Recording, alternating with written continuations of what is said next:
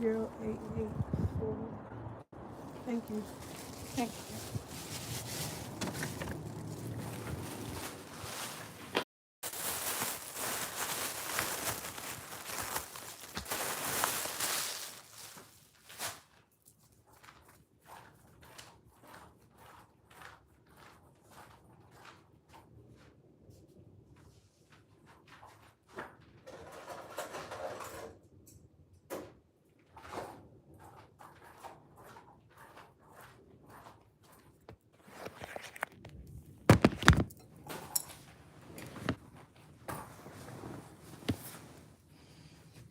Hi. This stupid ass lady didn't even get my chips. I ordered chips. She didn't even get my chips.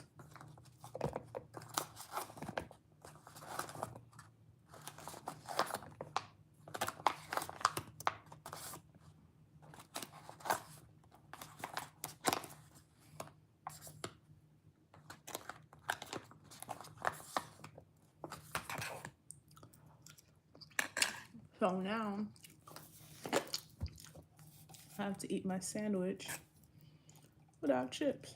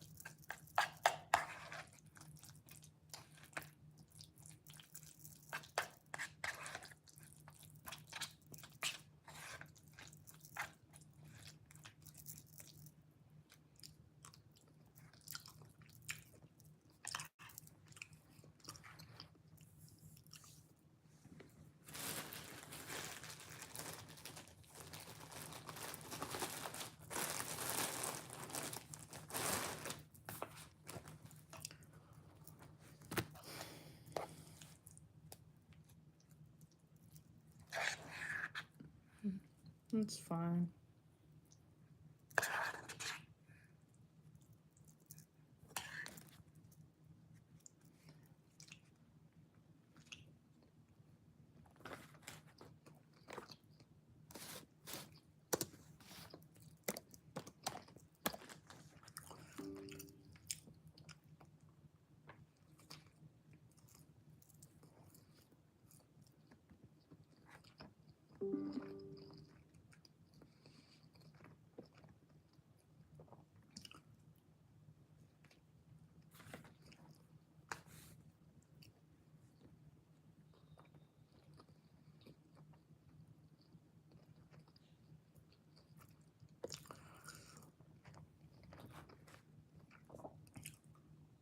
Zura, I can give my customers more ways to pay.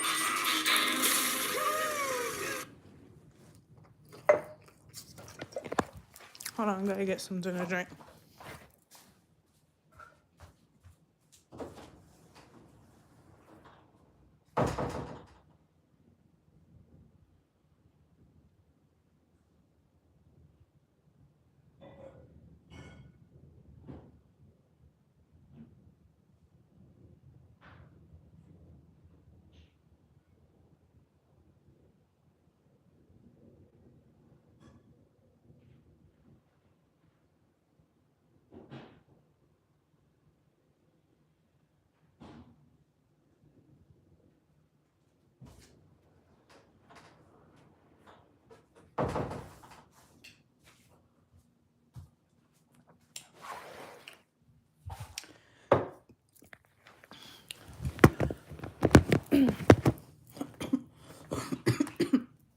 Hi.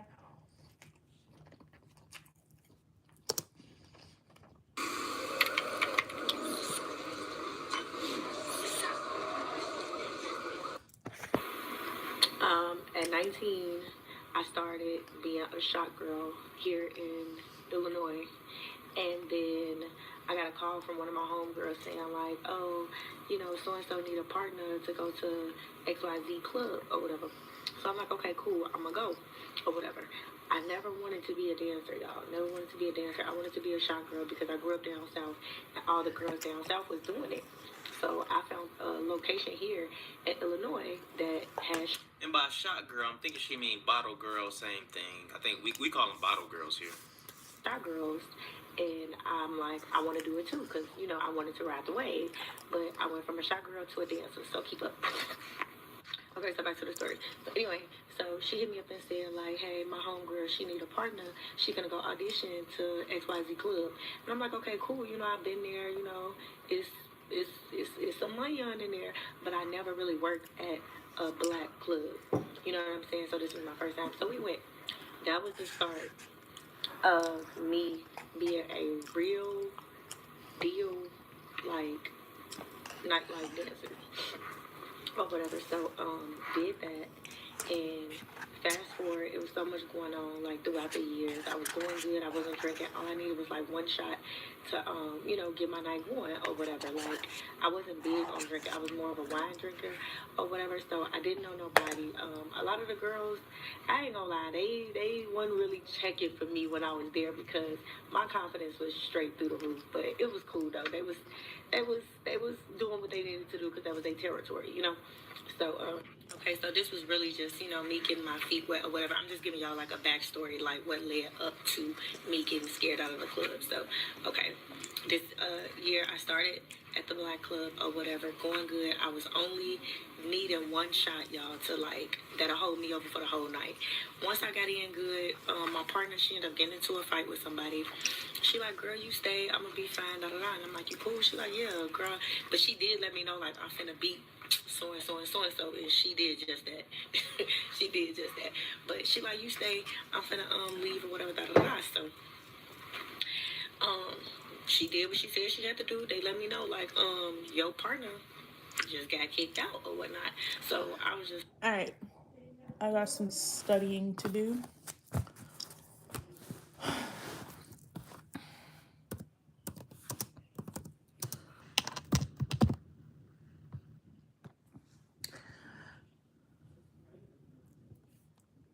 Let me see who I want to look. Okay. The IRS is coming for your crypto gains. But it doesn't have to be that way.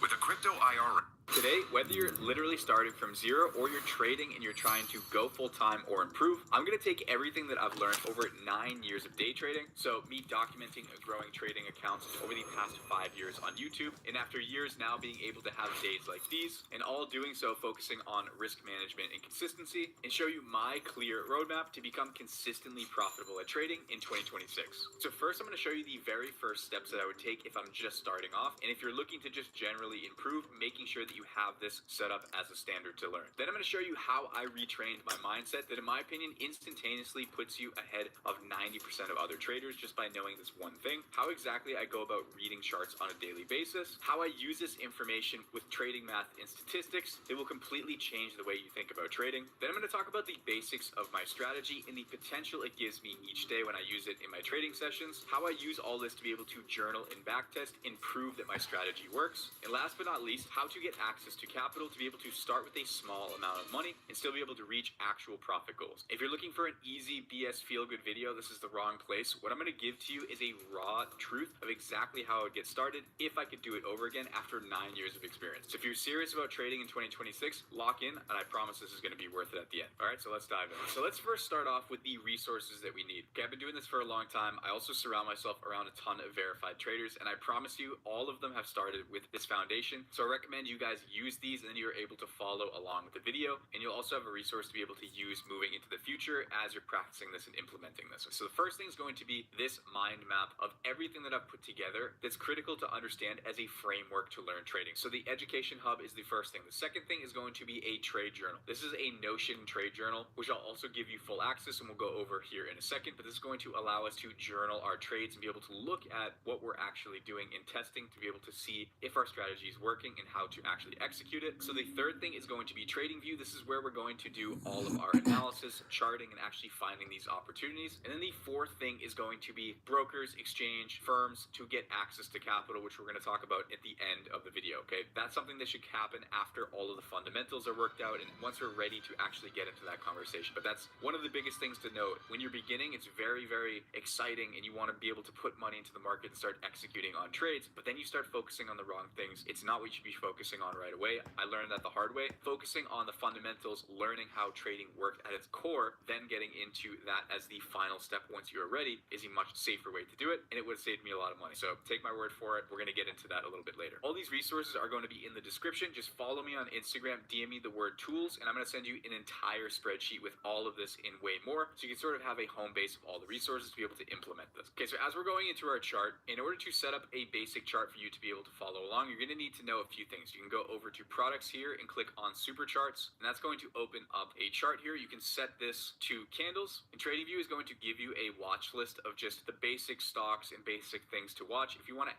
add anything, you can click on this plus here and just search up, say you want Bitcoin or say you want the S&P 500, and you can add these pairs that you want to look at and then be able to evaluate them. And over here is going to be our toolbar, and as you start to find and accumulate things that you like and use all the time, you can click on this little star down here, and that's going to give you this sort of floating toolbar where you can always source the things that you want to use on a routine basis. All right, so now that we have all the resources out of the way, the next most important thing is to understand how and why the market actually moves. So I'm going to open up my TradingView chart here, and I'm just going to explain the basics of why things move. So what we're seeing when we're looking at markets, it's a visual representation of mass human psychology. So between algorithms, individual traders, institutions, we're watching prices of different instruments, whether it's gold, silver, S&P 500, so the stock market, or cryptocurrencies, any individual pair. In this instance, we're looking at gold futures. We're seeing free price discovery happen for a multitude of reasons. Okay, because the market is effectively moving to seek efficiency and equilibrium, liquidity and resistance, to fulfill supply and demand imbalances, and we're seeing it move because of human and algorithmic behavior. So in terms of supply and demand, aggressive buyers absorb all of the available offers to buy and sell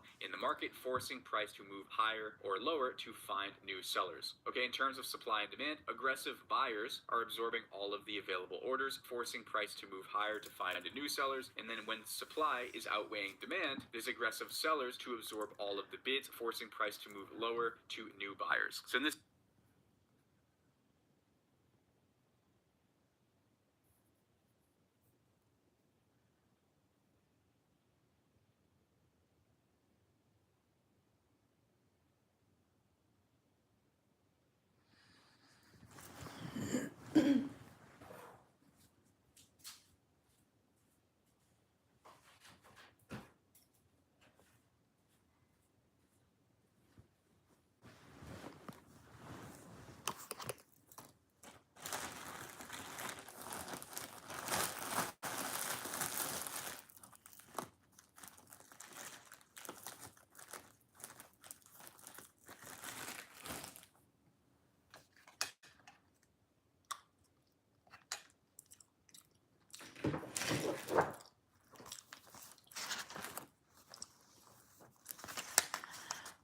Before I start this, I gotta write down in my journal.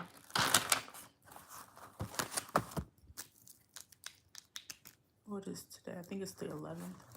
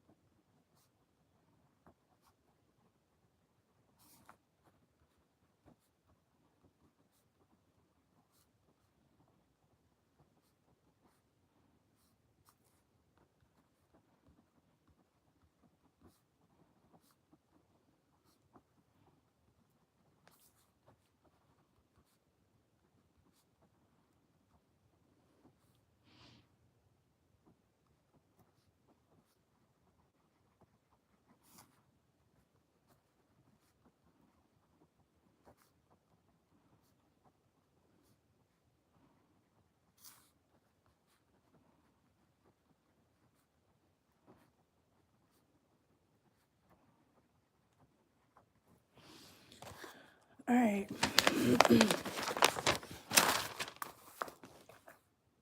So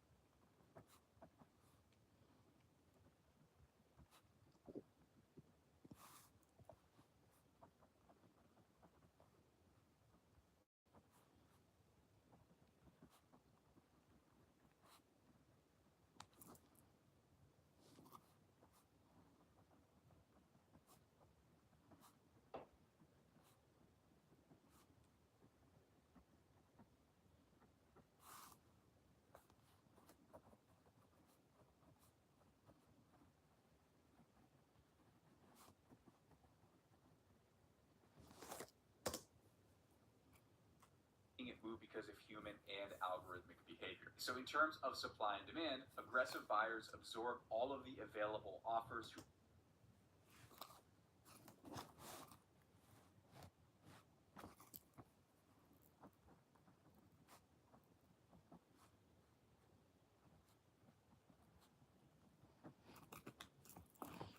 and I'm doing whatever it looks like. You can see me.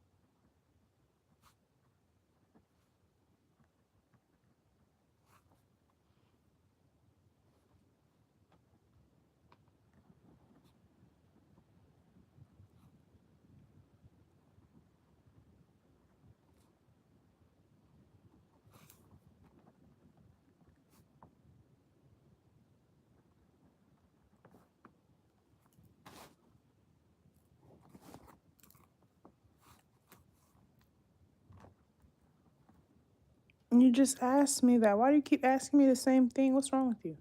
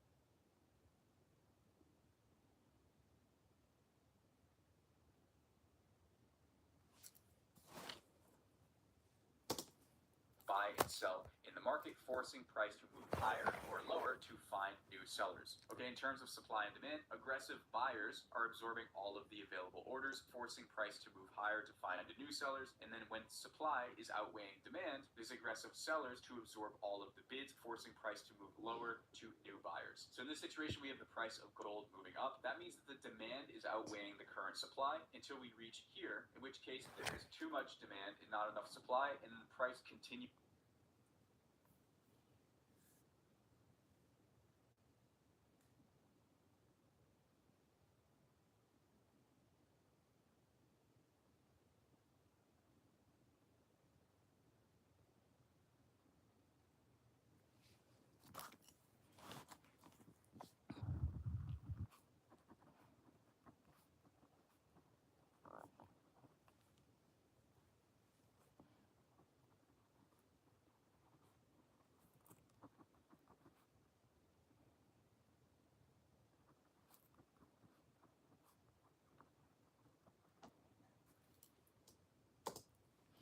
To move down to try to seek equilibrium. And once again, this is a combination of human efforts, algorithmic efforts, trying to seek efficiency. And that's basically what we're evaluating anytime we're looking here. So in this situation, we have the price of gold moving up. That means that the demand is outweighing the current supply until we reach here, in which case there is too much demand and not enough supply, and then the price continuing to move down to try to seek equilibrium. And once again, this is a combination of human efforts, algorithmic efforts, trying to seek efficiency. And that's basically